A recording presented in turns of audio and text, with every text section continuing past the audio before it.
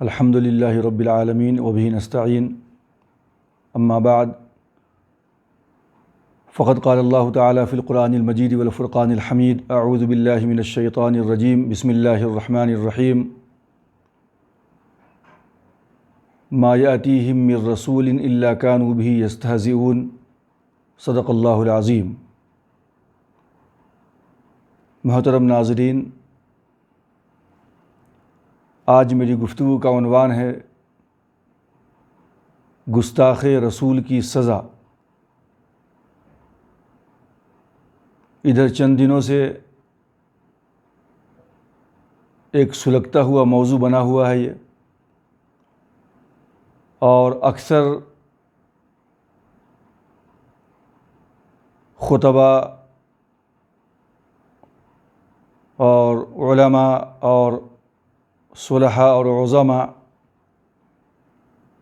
کی گفتگو مسلسل اس عنوان سے سوشل میڈیا کے اوپر گشت کر رہی ہیں،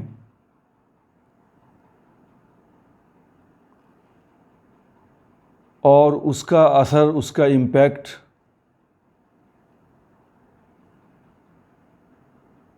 ہمارے نوجوانوں کے اوپر کیسا پڑ رہا ہے۔ آپ نے گزشتہ دیکھا کہ بعد نماز جمعہ احتجاج اور پروٹیسٹ کے نام پہ کس طریقے کی نوبت آئی، سووں کی تعداد میں گرفتار ہوئے، 2 بچے شہید ہوئے، اور 100 کی تعداد میں ابھی زیر علاج ہے۔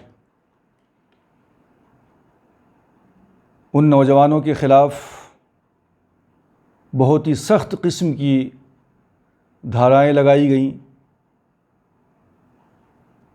اور گھروں کو مسمار کیا گیا۔ پروٹیسٹ کا کال، احتجاج کا کال کس نے دیا تھا کسی کو پتہ نہیں۔ اچانک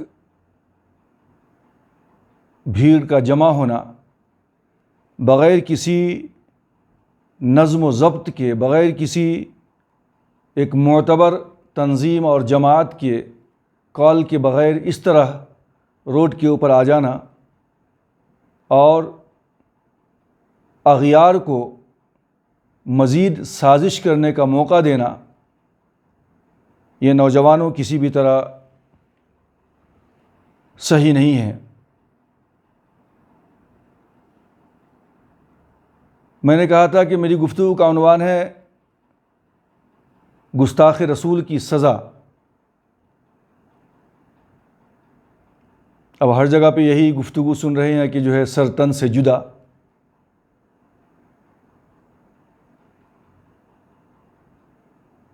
لیکن میں آپ کو یہ بتاتا چلوں کہ خود نبی آخر الزماں جناب محمد رسول اللہ صلی اللہ علیہ وسلم کی زندگی کے اندر ان کے سامنے بھی کچھ ایسے واقعات پیش آئے ہیں کہ بعض مواقع سے آپ صلی اللہ علیہ وسلم نے ایسے خاطیوں کو جہنم رسید کر دیا، ان کے قتل کا حکم دیا۔ ناموس رسالت کے اندر زبان درازی کی سزا نبی آخر الزماں کی موجودگی میں قتل قرار دی گئی، لیکن بہت سارے ایسے بھی واقعات آپ کو ملیں گے رسول اکرم صلی اللہ علیہ وسلم کی زندگی کے اندر کہ وہاں پہ آپ صلی اللہ علیہ وسلم نے مصلحتاً چشم پوشی سے کام لیا اور اس کو معاف بھی کر دیا۔ تو ہم اگر ایک ہی پہلو کو دیکھ کر کے،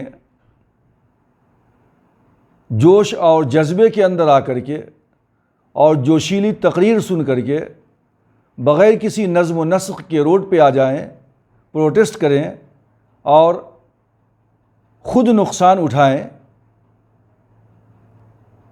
جو ملزم ہے اور جو گستاخ ہے اس کے خلاف کس طرح کی کارروائی ہونی چاہیے، قانون کے دائرے کے اندر رہ کر کرنی چاہیے جس سے کچھ فائدہ ہو سکے، نہ یہ کہ ہم کچھ ایسا قدم اٹھائیں کہ جس کی بنیاد پہ خود ہمارا ہی نقصان ہو، اغیار کو سازش کا اور موقع زیادہ مل جائے۔ اور اتنی بات ذہن میں رہے نوجوانوں کے، قرآن مجید نے انبیاء کرام علیہم الصلاۃ کی جو تاریخ بیان کی ہے اور ان کے جو حالات اور ان کی قوم کے جو حالات بیان کیا ہے قرآن نے، سورۃ الحجر کی جو آیت میں نے شروع میں پڑھی تھی، ما یأتیہم من رسول الا کانوا بہ یستہزئون، کہ اس روئے زمین کے اوپر کوئی رسول نہیں آیا مگر یہ کہ ان کی قوم کے لوگوں نے ان کا مذاق اڑایا، ان کا ٹھٹا کیا۔ اسی طرح سورہ زخرف کے اندر قرآن مجید کی آیت ہے وَمَا يَأْتِيهِم مِّن نَبِيٍّ إِلَّا كَانُوا بِهِ يَسْتَهْزِئُونَ، اس دھرتی کے اوپر کوئی نبی ایسا نہیں ہے کہ جو آیا ہو، اللہ نے جس کو مبعوث کیا ہو اور اس کے ساتھ ان کی قوم نے ان کا مذاق اور ان کا استہزاء نہ کیا ہو۔ آئیے سورہ یاسین کے اندر یا حسرۃ علی العباد ما یأتیہم من رسول الا کانوا بہ یستہزئون، بہت ہی افسوس ہے ان بندوں کے اوپر کہ جب بھی ان کے اندر کوئی رسول آیا تو ان لوگوں نے ان کا مذاق اڑایا، ان کا ٹھٹھا کیا۔ تو انبیاء کی سیرت کو، ان کی قوموں کے حالات کو پڑھنے سے پتہ چلتا ہے کہ یہ کوئی نئی بات نہیں ہے، یہ پہلے بھی ہو چکا ہے اور یہ ہوتا ہی رہے گا، لیکن اللہ تبارک و تعالیٰ کا وہ قول کہ انا کفیناک المستہزئین، کہ ایسے مذاق اڑانے والے، ایسے بدتمیزی کرنے والے اور ایسے ناموس رسالت کے اندر گستاخی کرنے والوں کے لیے اللہ تبارک و تعالیٰ ہی کی ذات کافی ہے ان سے بدلہ لینے کے لیے۔ آج دنیا اظہار رائے کی آزادی کے نام کے اوپر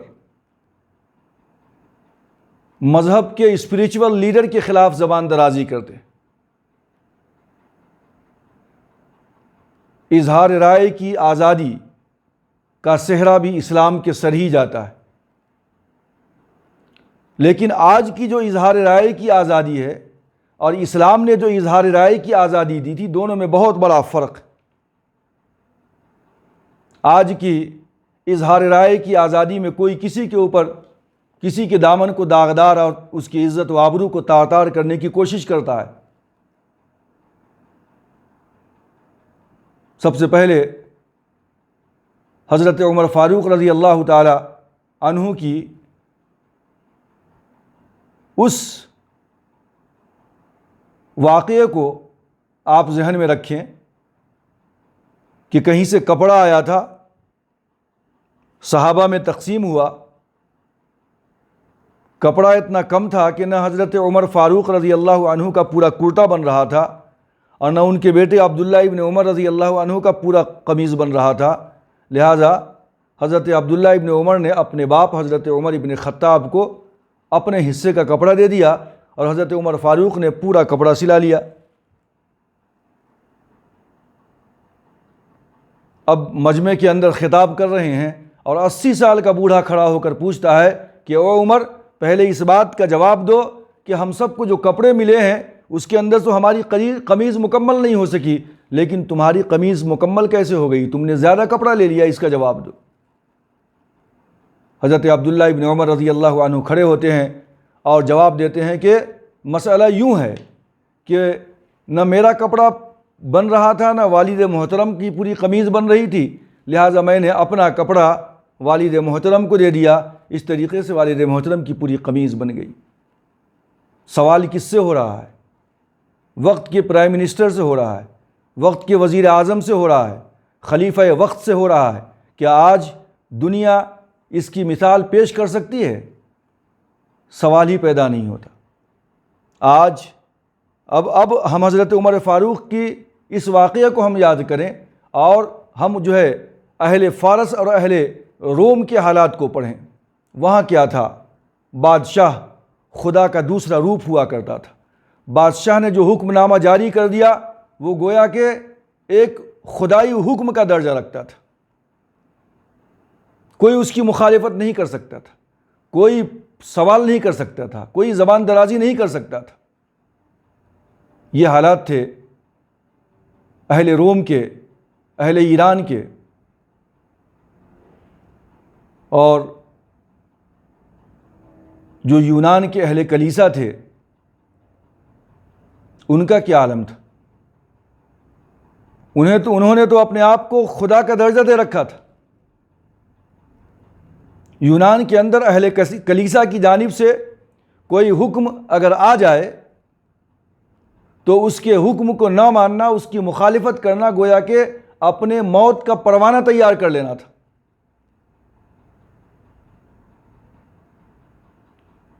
اظہار رائے کی آزادی اسلام نے دی، لیکن یہ کہا گیا ما یلفظ من قول الا لدیہ رقیب عتید،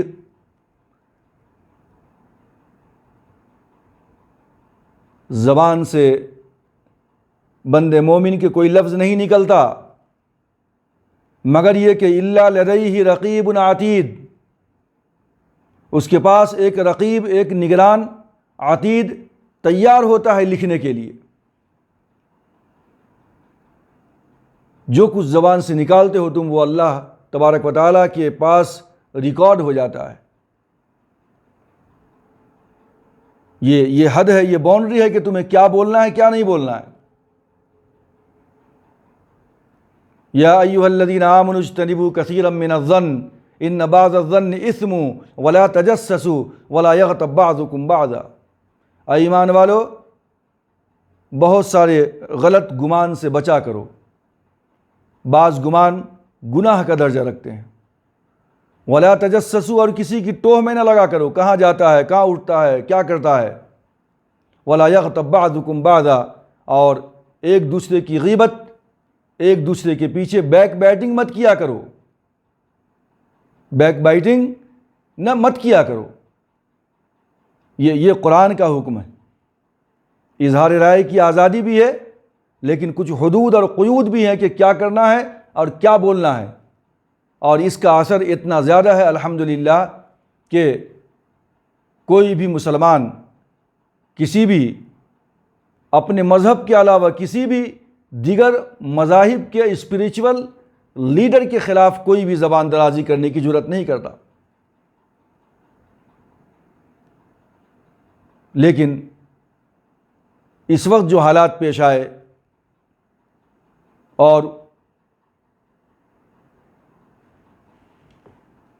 اس عورت نے جو ناموس رسالت کے اندر گستاخی کی، اور اس سے پہلے بھی لوگوں نے کیا ہے، اور یہ سلسلہ آئندہ بھی ہو سکتا ہے، ممکن ہے، کیونکہ زمانے دراز سے ہوتا ہوا آ رہا ہے، خود رسول اکرم صلی اللہ علیہ وسلم کی زندگی میں ہوا ہے، اب بھی ہو رہا ہے۔ تو یہ رقیق حملے شان رسالت کے اوپر، قبل رشد و ہدایت، محسن انسانیت جناب محمد رسول اللہ صلی اللہ علیہ وسلم کے خلاف پہلے بھی ہوئے ہیں اور ابھی یہ تازہ واقعہ ہے۔ اللہ کے رسول صلی اللہ علیہ وسلم کی زندگی کے اندر جو کچھ ایسے حالات آئے ہیں کہ جہاں پہ اللہ کے رسول کا مذاق اڑایا گیا یا آپ کی شان میں گستاخی کی گئی، تو اللہ کے رسول نے وہاں پہ اس کو قتل کرنے کا حکم دے دیا۔ جیسے کہ ایک کعب بن اشرف جو یہودی تھا، اس کا واقعہ ہے کہ جب سن 2 ہجری کے اندر جنگ بدر کا واقعہ پیش آیا اور جہاں پہ 70 کافر مارے گئے، 70 گرفتار ہوئے، اور جب کعب بن اشرف کو اس بات کا پتہ چلا تو وہ اتنا پریشان ہوا کہ اس نے کہا کہ یہ خبر سننے کے بعد اس دھرتی کے اوپر رہنے کے بجائے اس کے اندر چلا جانا بہتر ہے، یعنی اس سے موت بہتر ہے۔ اور اس کے بعد پھر یہ مدینے کو چھوڑ کر مکے کا رخ کرتا ہے، وہاں جا کر جتنے بھی لوگ میدان بدر میں مارے گئے تھے اس کے لیے مرثیے پڑھتا ہے، اشعار کہتا ہے، مکہ والوں کو ورغلاتا ہے مسلمانوں کے خلاف، اور پھر اسی طریقے سے تقریباً 3000 کی جمعیت نیکسٹ ایئر کے لیے تیار کر لیتا ہے کہ محمد کے خلاف اقدام کرو۔ 3000 کی جمعیت جمع ہوتی ہے، جنگ احد کا واقعہ پیش آتا ہے، مسلمانوں کو شکست فاش ہوتی ہے، جس کے بارے میں قرآن مجید نے کہا اِن یمسسکم قرح فقد مس القوم قرح مثلہ وتلک الایام نداولها بین الناس۔ اِن یمسسکم قرح، اگر تم کو تکلیف پہنچی ہے ابھی میدان احد کے اندر، تو تم سے پہلے ان کو بھی ایسی تکلیف پہنچ چکی ہے گویا کہ میدان بدر کے اندر، فقد مس القوم قرح مثلہ وتلک الایام نداولها بین الناس، اور یہ زمانہ تو ہم عدلتے بدلتے رہتے ہیں لوگوں کے درمیان، کبھی زمام اقتدار تمہارے ہاتھ میں، کبھی کسی اور کے ہاتھ میں، کبھی جو ہے تم فتح یاب ہو جاتے ہو، لیکن کبھی تمہیں شکست کا سامنا بھی کرنا پڑتا ہے، اس کے لیے تیار رہنا پڑتا ہے۔ تو یہ تھا کعب بن اشرف یہودی مدینے کا، جو جنگ احد کے اندر 3000 کی جمعیت کو تیار کروایا تھا مکے سے مدینہ آنے کے لیے۔ بہت بڑا نقصان ہوا، بہت سارے صحابہ شہید ہوئے۔ پھر مدینے کے اندر آ کر اس نے شان رسالت کے اندر بھی بدتمیزی کی، اور مسلمان عورتوں کے خلاف اشعار کہے، اس کے اندر نازیبہ الفاظ کا استعمال کیا، اور ایک موقع سے رسول اکرم صلی اللہ علیہ وسلم کو قتل کرنے کی، شہید کرنے کی سازش بھی کیا اس نے۔ اللہ تبارک و تعالیٰ نے وحی کے ذریعے سے آپ کو اطلاع دے دی اور آپ بچ گئے۔ جب اس کی شرارت اور اس کے نازیبہ کلمات مسلم عورتوں کے خلاف، اور رسول اکرم صلی اللہ علیہ وسلم کے لیے قتل کا منصوبہ جو اس نے تیار کیا، ان تمام حالات کے پیش نظر نبی اکرم صلی اللہ علیہ وسلم نے حکم دیا کہ اس کا سر قلم کر دیا جائے، اور محمد ابن مسلمہ رضی اللہ تعالیٰ عنہ اور ان کے ساتھیوں نے مل کر کے کعب بن اشرف کی گردن اتار دی۔ ایک واقعہ یہ ہے کہ شاتم رسول کی سزا قتل ہے، اسلامی حکومت تھی، قتل کر دیا گیا۔ اسی طریقے سے دوسرا واقعہ بشر نامی منافق کا ہے۔ بشر نامی منافق نے، جس کا جھگڑا کسی یہودی سے ہو گیا تھا، یہودی چاہتا تھا کہ اس جھگڑے کا تصفیہ نبی اکرم صلی اللہ علیہ وسلم کریں، اور بشر نامی جو منافق تھا، ہپوکرائٹس نام کا مسلمان تھا، اسلام کی چادر اوڑھے ہوا تھا، لیکن اندر سے نفاق تھا۔ وہ کہہ رہا تھا کہ کعب بن اشرف کے پاس جا کے ہم فیصلہ کروائیں گے۔ یہودی نے کہا کہ کعب بن اشرف تو رشوت لے کر کے فیصلے سناتا ہے، لہذا بالآخر رسول اکرم صلی اللہ علیہ وسلم کے پاس یہ قضیہ آیا، اور اللہ کے رسول نے فیصلہ یہودی کے حق میں سنا دیا۔ بشر نامی منافق جو بظاہر مسلمان تھا، اس نے اس فیصلے کو قبول نہیں کیا، اور اس نے کہا کہ ہم حضرت عمر بن خطاب رضی اللہ تعالیٰ عنہ سے فیصلہ کروائیں گے۔ دونوں پہنچے عمر بن خطاب کی محفل میں، اور سارا کا سارا واقعہ بشر نامی منافق نے بیان کیا، اور اس کے بعد پھر یہودی نے کہا کہ عمر، اس قضیے کے اندر، اس معاملے کے اندر رسول خدا جناب محمد رسول اللہ صلی اللہ علیہ وسلم نے فیصلہ میرے حق میں سنا دیا ہے۔ حضرت عمر بن خطاب کھڑے ہوئے، اپنی تلوار نکالی اور یہ کہا کہ اس روئے زمین کے اوپر جس شخص کو محمد رسول اللہ کا فیصلہ منظور نہیں، اس کو اس دھرتی پہ جینے کا حق نہیں ہے، اور آپ نے بشر نامی منافق کی گردن اڑا دی۔ اللہ کے رسول نے کوئی قصاص کا حکم نہیں دیا۔ پتہ چلا کہ جو گستاخ رسول ہو، جس کو رسول کا فیصلہ منظور نہ ہو، اس کی سزا قتل ہے۔ اسی طریقے سے ایک نابینا صحابی کا واقعہ آتا ہے کہ ان کی بیوی بہت زیادہ رسول خدا کو برا بھلا کہتی تھی۔ ایک دن انہوں نے غصے میں آ کر کے تلوار ہوا میں لہرائی تو اس کی گردن تن سے جدا ہو گئی بیوی کی۔ اللہ کے رسول کے پاس تشریف لائے اس صحابی نے اور سارا کا سارا واقعہ بیان کیا۔ اللہ کے رسول نے قصاص کا حکم نہیں دیا۔ تو اس سے بھی پتہ چلتا ہے کہ اللہ کے رسول نے گستاخ رسول کو قتل کرنے کی اجازت دی ہے۔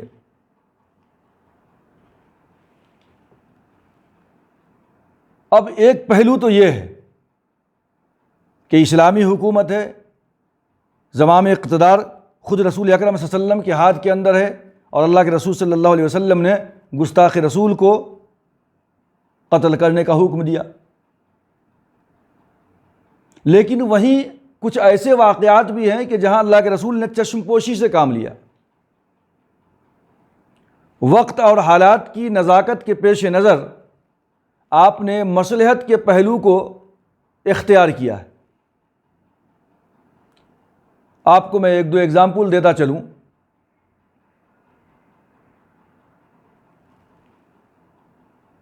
جنگ بدر کے اندر جو 70 کفار گرفتار ہوئے تھے، ان کے اندر سے ایک بہت بڑا مقرر، بہت بڑا واعظ، بہت بڑا خطیب، فصیح اللسان، چرب زباں، اس شخصیت کا نام تھا سہیل بن عمر رضی اللہ تعالیٰ عنہ، بعد میں مسلمان ہوئے ہیں وہ۔ سہیل بن عمر کو اللہ کے رسول نے معاف کر دیا، چھوڑ دیا، اس کو گرفتار ہو کر آئے تھے۔ اس کے بعد پھر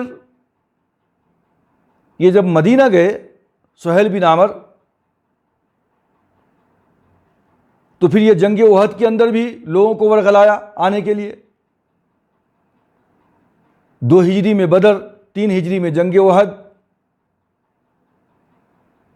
اور اس کے بعد پھر سن 6 ہجری کے اندر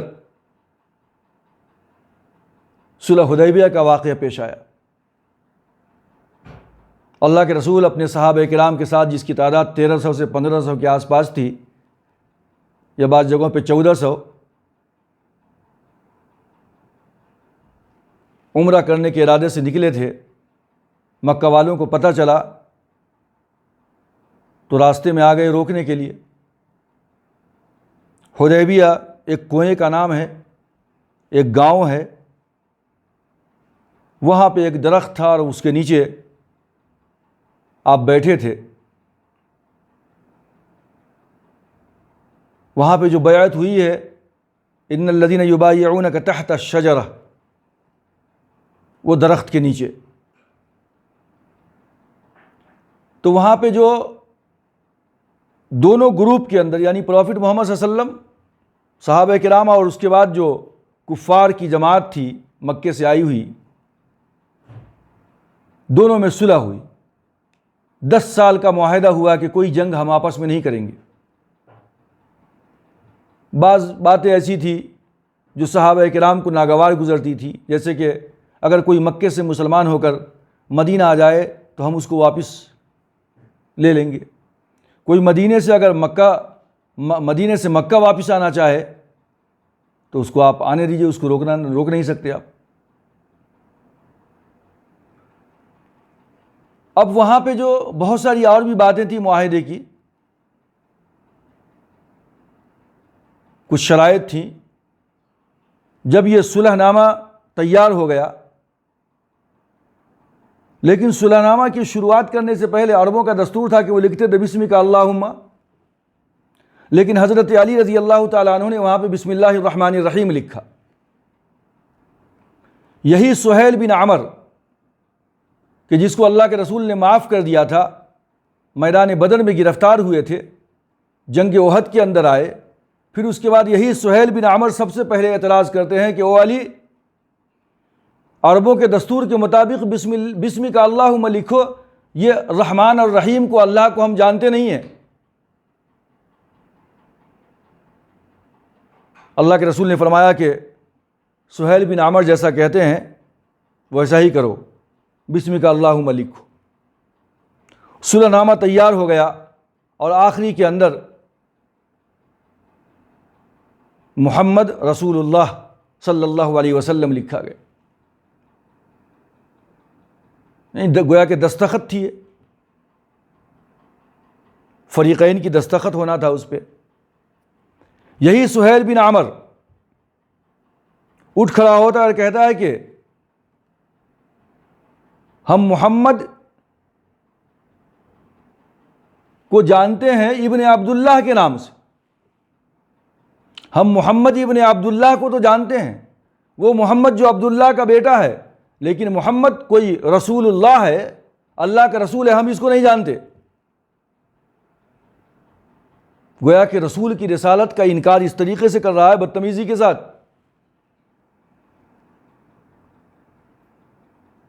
حضرت علی رضی اللہ تعالی عنہ کو اللہ کے رسول نے حکم دیا کہ ٹھیک ہے، محمد کو باقی رہنے دو، رسول اللہ کو مٹا دو، ریموو کر دو، اس کو اومٹ کرو۔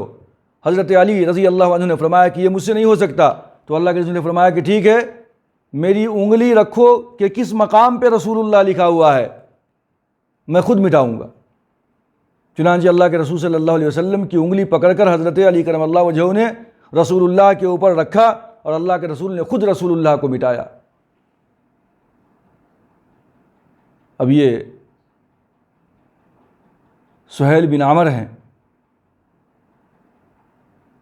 کہ اللہ کے رسول نے سہیل بن عمر کی اس گستاخی کے اوپر اس کو معاف کر دیا۔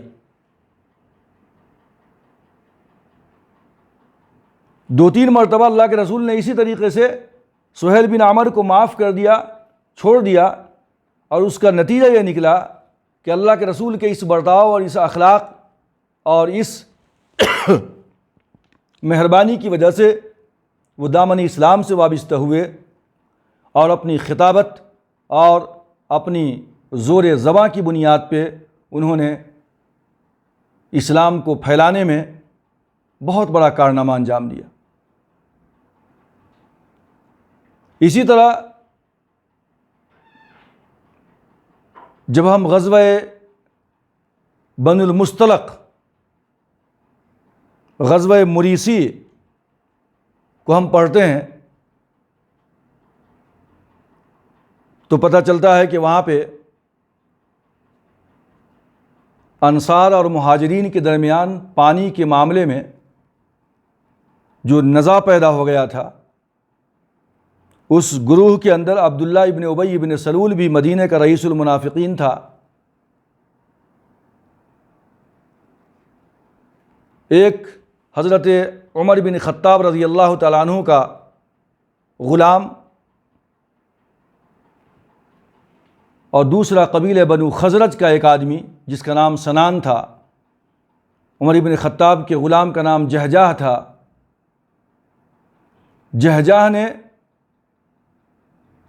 تھپڑ رسید کر دیا سنان کو۔ سنان قبیلہ بنو خزرج کا تھا۔ اس کے بعد انصار نے انصار کو پکارا، مہاجرین نے مہاجرین کو پکارا، اور عبداللہ ابن ابی ابن سلول کو جب پتہ چلا تو اس نے ایسی گفتگو کی تھی، ایسی بدتمیزی کی تھی صحابہ کرام کی شان میں، اور جس کے اندر رسول اکرم صلی اللہ علیہ وسلم کی ذات گرامی بھی موجود تھی۔ اس نے یہ جملہ کہا تھا کہ مدینہ جانے کے بعد جو عزت والا ہے وہ ذلیلوں کو مدینے سے باہر نکال دے گا۔ گویا کہ جتنے بھی صحابہ کرام تھے ان کی طرف اس نے ذلت کو منسوب کیا۔ اس کے اندر رسول اکرم صلی اللہ علیہ وسلم کی جو ذات گرامی بھی شامل تھی، اور اس نے وہ ایک لفظ کا استعمال کیا تھا، سمن کلبک یاکل کا، کہ اے مدینہ والو، اے قبیلہ اوس و خزرج، ہم نے پہلے ہی تمہیں منع کیا تھا، تم نے اپنی جائیداد ان میں تقسیم کر دی۔ جن کے پاس 2 بیویاں تھیں، ایک بیوی کو طلاق دے کر کے مسلمانوں کے حوالے کر دیا، مہاجرین کے حوالے کر دیا۔ سمن کلبک یاکل کا، اپنے ہی کتے کو کھلا پلا کے خوب فربا اور موٹا تازہ کرو تاکہ وہ تم پہ ہی ایک دن بھونکنے لگے، نعوذ باللہ من ذالک۔ اپنے ہی کتے کو موٹا تازہ کرو تاکہ تم پہ ہی وہ بھونکے۔ عبداللہ ابن ابی ابن سلول کی جو یہ زبان تھی اور یہ جو اس کے نازیبہ الفاظ اور کلمات تھے، رسول اقدس صلی اللہ علیہ وسلم کی شان اور صحابہ کرام کی شان کے متعلق کتنی بڑی بدتمیزی تھی، کتنی بڑی گستاخی تھی۔ حضرت زید بن ارقم رضی اللہ تعالیٰ عنہ نے سارے کے سارے واقعے کی اطلاع دی نبی اکرم صلی اللہ علیہ وسلم کو۔ آپ صلی اللہ علیہ وسلم نے عبداللہ ابن ابی ابن سلول کو بلایا، لیکن یہ منافقین بڑی بڑی جھوٹی قسمیں کھاتے ہیں، وہ مکر گیا۔ اس نے کہا کہ میں نے ایسا کچھ نہیں کیا ہے۔ اللہ کے رسول نے زید بن ارقم کو ڈانٹ دیا، لیکن زید بن ارقم نے کہا کہ اللہ کے رسول میں نے جو سنا وہی کہا وہ آپ کے سامنے۔ حضرت عمر بن خطاب تشریف لائے اور کہا کہ اللہ کے رسول آپ کہیں تو اس منافق کی گردن اڑا دی جائے۔ اللہ کے رسول نے فرمایا کہ نہیں، او عمر، اگر اس وقت عبداللہ ابن ابی ابن سلول کو اس کی بدتمیزی، اس کی گستاخی کی بنیاد پہ اس کا سر قلم کر دیتے ہو تو باہر دوسروں کو، اغیار کو یہ موقع مل جائے گا بولنے کا کہ محمد کا کیا ہے، یہ تو اپنوں کو بھی مار ڈالتے ہیں، اپنوں کو بھی قتل کر دیتے ہیں۔ عبداللہ ابن ابی ابن سلول منافق تھا، لیکن بظاہر تو وہ مسلمان تھا، لیکن انٹرنل اندر سے وہ منافق تھا، نفاق تھا بھرا ہوا اس کے اندر، سازشیں، کانسپریسی کیا کرتا تھا محمد صلی اللہ علیہ وسلم کے خلاف، اسلام کے خلاف۔ تو یہاں پہ مصلحتاً رسول اکرم صلی اللہ علیہ وسلم نے عبداللہ ابن ابی ابن سلول کی اس گستاخی کو، اس بدتمیزی کو، اس دشنام ترازی کو آپ نے معاف کر دیا۔ اسی کے ساتھ ساتھ ایک اور واقعہ آپ کے سامنے پیش کرتا چلوں کہ غزوہ غطفان سن 3 ہجری کا واقعہ ہے۔ 450 صحابہ کرام کی جمعیت کے ساتھ اللہ کے رسول نے قبیلہ بنو غطفان کے اوپر حملہ کیا۔ پتہ چلا کہ وہ لوگ مدینہ پہ حملہ کرنے والے ہیں۔ سب کے سب پہاڑوں میں چھپ گئے۔ 1 ماہ تک تقریباً اللہ کے رسول نے پڑاؤ ڈالا، اور جب واپس ہو رہے تھے تو تیز بارش ہو گئی، کپڑے بھیگ گئے پورے مکمل طور پہ، صحابہ کرام ادھر ادھر منتشر تھے۔ اللہ کے رسول نے بھی اپنا کپڑا اتارا، اپنی قمیض اتاری اور ایک درخت کے اوپر سوکھنے کے لیے ڈال دیا، اور درخت کی جڑ میں آپ لیٹ گئے۔ قبیلہ بنو غطفان کا ایک بہت بڑا سردار تھا، بہت بڑا لیڈر تھا، پہلوان اپنے وقت کا، جس کا نام تھا دعثور۔ اس کو لوگوں نے کہا کہ تمہاری پہلوانی کب کام آئے گی، جاؤ اور محمد رسول اللہ صلی اللہ علیہ وسلم پہ حملہ کرو، ان کا کام تمام کر دو، لوگ ادھر ادھر منتشر ہیں۔ دعثور بچتے بچاتے اللہ کے رسول کے قریب تک پہنچا اور تلوار نکالی اس نے، اور آواز لگائی کہ او محمد، بتاؤ بچاؤ، بتاؤ کہ تم کو مجھ سے کون بچائے گا۔ اللہ کے رسول کی آنکھ کھلی، آپ نے فرمایا کہ اللہ۔ یہ لفظ کا سننا تھا کہ وہ دھڑام سے زمین پہ گر گیا۔ اللہ کے رسول نے تلوار اٹھایا اور پوچھا کہ اے شخص، اب تو بتا کہ تجھے مجھ سے کون بچائے گا۔ وہ تو کافر تھا، ایمان لایا نہیں تھا۔ تو اس وقت اس نے کہا کہ آپ بہت رحیم ہیں، بہت شفیق ہیں، بہت کریم ہیں، آپ کے علاوہ مجھے اور کوئی نہیں بچا سکتا، میری جان بخش دیجیے۔ اللہ کے رسول نے اس کو معاف کر دیا۔ ابھی جانی دشمن قتل کے در پہ تھا، لیکن اللہ کے رسول چاہتے تو اس کی اس بدتمیزی، گستاخی کی سزا دے سکتے تھے، آپ اس کو قتل کر دے سکتے تھے، چونکہ آپ مکمل طور پہ حاوی تھے اس کے اوپر، لیکن اللہ کے رسول نے وہاں بھی مصلحتاً اس کو معاف کر دیا۔ اور اللہ کے رسول کی اس رحم و کرم کی بنیاد پہ وہ فوراً اسی وقت کلمہ شہادت لا الہ الا اللہ محمد رسول اللہ کا اقرار کر کے جو ہے وہ مسلمان ہو گیا۔ قوم نے پوچھا کہ ایسا کیا ہو گیا کہ تم کیوں ایمان لے آئے؟ اس نے کہا کہ محمد رسول اللہ صلی اللہ علیہ وسلم کی آواز جیسے تھی کہ بتاؤ تم کو مجھ سے کون بچائے گا، انہوں نے جیسے کہا کہ اللہ، گویا کہ ایک بہت بڑا پنچ آ کر کے میرے سینے پہ لگا اور میں زمین پہ گر گیا۔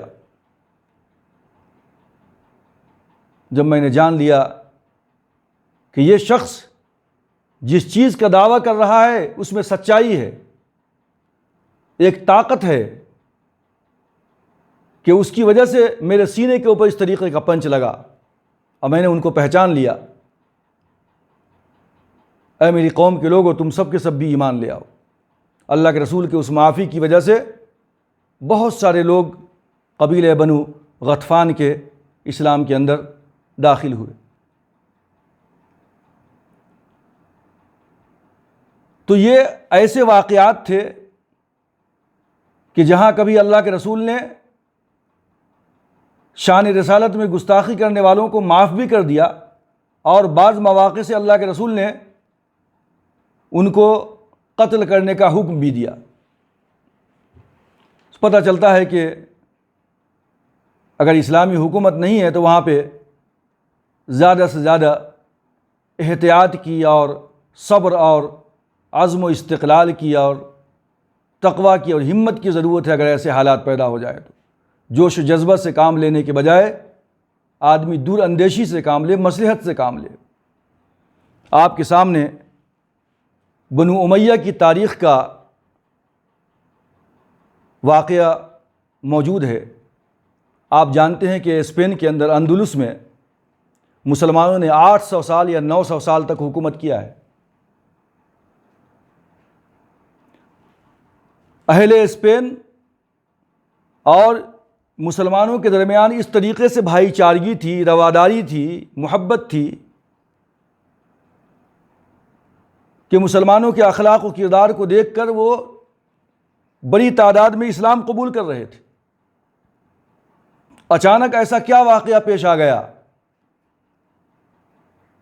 کہ تمام کے تمام مسیحی چرچ نے اس بات کا اعلان کر دیا کہ مسلمانوں کو یہاں سے نکال دیا جائے، ان کو باہر کیا جائے ملک سے، اور ساری کی ساری عوام کس طریقے سے ان کے فتویٰ کے اوپر عمل کرنے لگی، جبکہ مسلمانوں کے درمیان اور مسیحیوں کے درمیان بہت زیادہ اچھا تال میل تھا، تعلق تھا۔ جہاں 800 سالہ یا 900 سالہ مسلمانوں کی اندلس کے اندر، اسپین کے اندر حکومت کے زوال کے جو اسباب بہت سارے ہیں، جہاں پہ مختلف درجنوں گورنرز کا خود مختاری کا اعلان کرنا، اسی طریقے سے قبیلہ بنو عباس کی جو حکومت تھی، تو یہ بنو عباس کا بنو امیہ کا آپس میں اختلاف، اور بھی کئی اس کے اسباب تھے کہ جس کی بنیاد پہ یہ 800 سالہ یا 900 سالہ حکومت زوال پذیر ہوئی۔ لیکن ان کے اندر سے ایک اہم سبب جو تھا وہ یہ تھا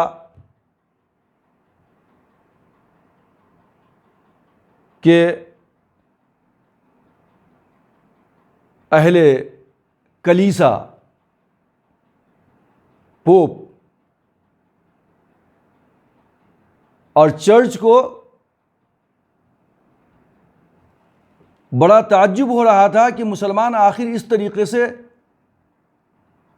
کیا کر رہے ہیں، کیا ان کے اخلاق ہیں، کیا چیزیں ہیں کہ جس کی بنیاد پہ تمام کے تمام مسیحی کنورٹ ہوتے چلے جا رہے ہیں۔ مسیحیوں کے کنورٹ ہونے کے سیلاب کو وہ روک نہیں سکے، تو انہوں نے ایک مجنونانہ تدبیر اختیار کی۔ اہل کلیسا نے، پوپ نے ایک تدبیر اختیار کی، اور تدبیر کیا تھی؟ والنٹری مارٹیرڈم، جس کو رضاکارانہ شہادت کا نام دیا جاتا ہے۔ ہسٹری آف عرب ایڈیشن 1970 کے اندر اس کا ذکر ہے۔ والنٹری مارٹیرڈم، رضاکارانہ شہادت، شہادت کا جوش جذبہ، شہید ہو جاؤ۔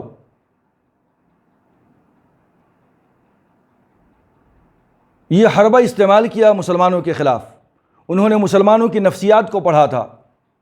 وہ جانتے تھے کہ مسلمانوں کے اندر سے ادنا مسلمان بھی شان رسالت کے اندر گستاخی کو برداشت نہیں کر سکتا۔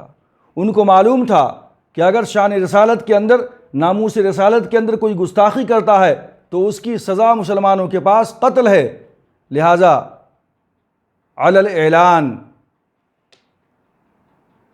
محسن انسانیت کے خلاف سب و ستم کیا گیا، دشنام ترازی کی گئی، بد زبانی کی گئی، نازیبا الفاظ استعمال کیے گئے، اور اس کا جو چیمپئن تھا قرطبہ کے اندر ایولوجیس تھا، اس نے سب سے پہلے یہ کام کیا، اور آخرکار علماء نے اس وقت کے یہ فتویٰ جاری کیا کہ اس کا سر قلم کر دیا جائے۔ عبد الرحمن دوم نے 859 عیسوی کے اندر اس کا سر قلم کر دیا۔ یہ شہید ہونا چاہتا تھا، مسلمانوں کو بدنام کرنا چاہتا تھا یہ، اور مسلمانوں کے خلاف مسیحیوں کے دلوں میں ایک نفرت پیدا کرنا چاہتا تھا۔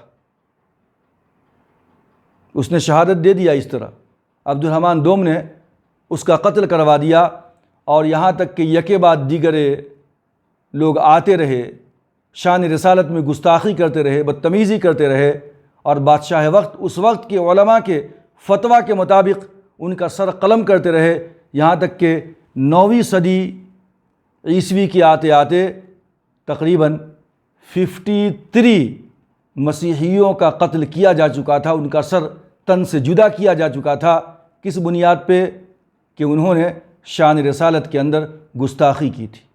میں سمجھتا ہوں کہ اگر اس وقت علماء دانشمندی سے کام لیتے اور مصلحت پسندی سے کام لیتے، جیسا کہ اللہ کے رسول نے بہت سارے مواقع سے مصلحت کو مد نظر رکھتے ہوئے گستاخ رسول کو آپ نے معاف کر دیا تھا، اگر اس وقت کے علماء بھی کچھ اس طرح کی مصلحت کو مد نظر رکھتے تو شاید یہ حالات پیدا نہ ہوتے جو اس وقت پورے کے پورے اسپین کے اندر پیدا ہوئے، جب اتنے سارے لوگوں کی شہادت ہوئی، رضاکارانہ شہادت، تو اب جو ہے اہل کلیسا نے فتویٰ جاری کر دیا کہ یہ تو ہمارے ہی لوگوں کو قتل کرتے جا رہے ہیں، لہٰذا ان کو اپنے ملک سے شہر بدر کر دو، ملک بدر کر دو۔ اور اس کے بعد پھر کیا تھا کہ ایک آندھی اور ایک طوفان آیا، اور مسلمانوں کے خلاف اس طریقے سے جو ہے وہ سب کے سب لپک پڑے کہ خون کی ندیاں بہیں، اور پھر جہاں کبھی ایک بہترین ہماری تاریخ تھی، کلچر تھا، تمدن تھا، علم کا گہوارہ تھا، وہاں مدینۃ الزہرہ تھا، اتنی ساری چیزیں تھیں اس ملک کے اندر، وہ ملک مسلمانوں کے ہاتھوں سے جاتا رہا۔ اور اس کی دیگر وجوہات کے اندر سے ایک وجہ یہ بھی تھی کہ اسی طریقے سے جس طریقے سے آج ہم دیکھ رہے ہیں کہ ہر کس و ناکس یہی کہہ رہا ہے کہ جو ہے گستاخ رسول کی سزا تن سر سے جدا، سب کا یہی نعرہ ہے، اور ان نعروں کو دیکھ کر کے ہمارے نوجوان بیچارے مشتعل ہو جاتے ہیں اور پھر سڑکوں پہ نکل جاتے ہیں، بغیر کسی تنظیم کے، بغیر کسی نظم و نسق کے، بغیر کسی ایک معتبر جماعت کے پروٹیسٹ کے کال دیے بغیر نکل جاتے ہیں۔ یہ سراسر درست نہیں ہے، اور ایسا کرنے سے خود اپنا ہی نقصان ہوتا ہے۔ ظاہر سی بات ہے کہ شان رسالت کے اندر ایک ادنا سے ادنا مسلمان کو بھی گستاخی برداشت نہیں ہو سکتی، وہ سب کچھ برداشت کر سکتا ہے لیکن شان رسالت میں گستاخی برداشت نہیں کر سکتا۔ لیکن اسی کے ساتھ ساتھ آج کل جو کچھ ویڈیوز بھی وائرل ہو رہے ہیں، آپ دیکھ رہے ہیں کہ ایک طرف تصویر بتائی جا رہی ہے احتجاجیوں کی جو ہزاروں کی تعداد کے اندر ہیں، لیکن دوسری طرف اگر مساجد کے اندر نمازیوں کی صفوں کو دیکھیں گے تو پتہ چلے گا کہ یہاں بالکل ہر صفیں خالی ہیں، کہ محمد سے وفا تو نے تو ہم تیرے ہیں، کہ محمد سے وفا تو نے تو ہم تیرے ہیں، یہ جہاں چیز ہے کیا لوح و قلم تیرے ہیں۔ محمد سے وفاداری کا سلوک صرف زبانی جمع خرچ نہیں ہونی چاہیے، صرف روڈ پہ بھیڑ جمع کر کے نہیں ہونی چاہیے، بلکہ محمد رسول اللہ صلی اللہ علیہ وسلم کی سنت کو اور آپ کے احکامات کو، قرآن کے احکامات کو اپنی عملی زندگی کے اندر ہم امپلیمنٹ کریں، نافذ کریں، تو انشاءاللہ ایسے حالات پیدا نہیں ہوں گے۔ اور میں نے شروع میں کہا تھا کہ ایسے رقیق حملے پہلے بھی ہوئے ہیں اور ہوتے رہیں گے۔ قرآن مجید نے اعلان کیا تھا لَتُبْلَوُنَّ فِي أَمْوَالِكُمْ وَأَنفُسِكُمْ وَلَتَسْمَعُنَّ مِنَ الَّذِينَ أُوتُوا الْكِتَابَ مِنْ قَبْلِكُمْ وَمِنَ الَّذِينَ أَشْرَكُوا أَذًى كَثِيرًا وَإِن تَصْبِرُوا وَتَتَّقُوا فَإِنَّ ذَلِكَ مِنْ عَزْمِ الْأُمُورِ۔ ضرور بالضرور تم آزمائے جاؤ گے اپنی مال کی ہلاکت کی وجہ سے اور اپنے جان کی ہلاکت کی وجہ سے، یعنی تمہارے مال کو بھی اللہ تلف کروائے گا۔ بلڈوزر چل رہے ہیں، گھر ٹوٹ رہے ہیں، تمہاری جان کو بھی اللہ تلف کرے گا، بچے شہید بھی ہو رہے ہیں۔ وَلَتَسْمَعُنَّ مِنَ الَّذِينَ أُوتُوا الْكِتَابَ مِنْ قَبْلِكُمْ، اور تم ضرور بالضرور سنو گے اہل کتاب کی جانب سے جن کو تم سے پہلے کتاب دی گئی ہے، یہود و نصارہ اور کفار۔ وَمِنَ الَّذِينَ أَشْرَكُوا، اور ان لوگوں سے جنہوں نے شرک کیا، اذًا کثیرا، بہت تکلیف دہ باتیں۔ اب ہم اگر اسلام کے خلاف تکلیف دہ باتیں سنتے ہیں غیروں سے، شان رسالت کے اندر گستاخی کوئی کرتا ہے، تو یہ بھی اذًا کثیرا کے اندر یہ بھی تکلیف دہ باتیں ہیں، کوئی اس کو برداشت نہیں کر سکتا۔ لیکن اللہ فرما رہے ہیں وَإِن تَصْبِرُوا وَتَتَّقُوا، اگر تم صبر کا دامن تھامے رکھو، وَتَتَّقُوا، اور تقوی والی زندگی اختیار کرو، فَإِنَّ ذَلِكَ مِنْ عَزْمِ الْأُمُورِ، تو یہ بہت ہی عزم اور حوصلے اور ہمت کی بات ہوگی تمہارے لیے۔ تو یہ مصلحت کا تقاضا ہے، وقت کا تقاضا ہے کہ ہم ایسے گستاخ رسول کے خلاف ہم قانونی کارروائی کریں۔ ہر ملک کا ایک اپنا قانون ہوتا ہے، اپنا دستور ہوتا ہے، اور وہ اس طریقے کی گستاخی کرنے والوں کو سزائیں دیا کرتا ہے۔ ہم کیس درج کروائیں، جگہ جگہ کے اوپر بک کروائیں، اور اگر کوئی بڑی ملی اور سماجی کوئی معتبر تنظیم اگر کسی احتجاج کا کال دیتی ہے، علماء اگر اس سے متفق ہیں، تو ہمیں ایسے پروٹیسٹ احتجاج میں جانی چاہیے، ورنہ کبھی بھی سڑکوں پہ نکل جانا، جمعہ کی نماز کے بعد جمع ہو جانا، نعرے بازی کرنا، اس طریقے سے اغیار کو سازش کا موقع ملتا ہے، اور دوسرے بھی اس میں شامل ہو کر کے مسلمانوں کو، اسلام کو بدنام کرنے کی سازش کرتے ہیں، اور اسلام کو، مسلمانوں کو جہاد کے نام سے جوڑنے کی کوشش کرتے ہیں۔ اللہ تبارک و تعالیٰ سے دعا ہے کہ اللہ تبارک و تعالیٰ جو ہے جن لوگوں نے گستاخی کی ہے، بدتمیزی کی ہے، اللہ ان سے خود بدلہ لے۔ انا کفیناک المستہزئین، وآخر دعوانا ان الحمد للہ رب العالمین۔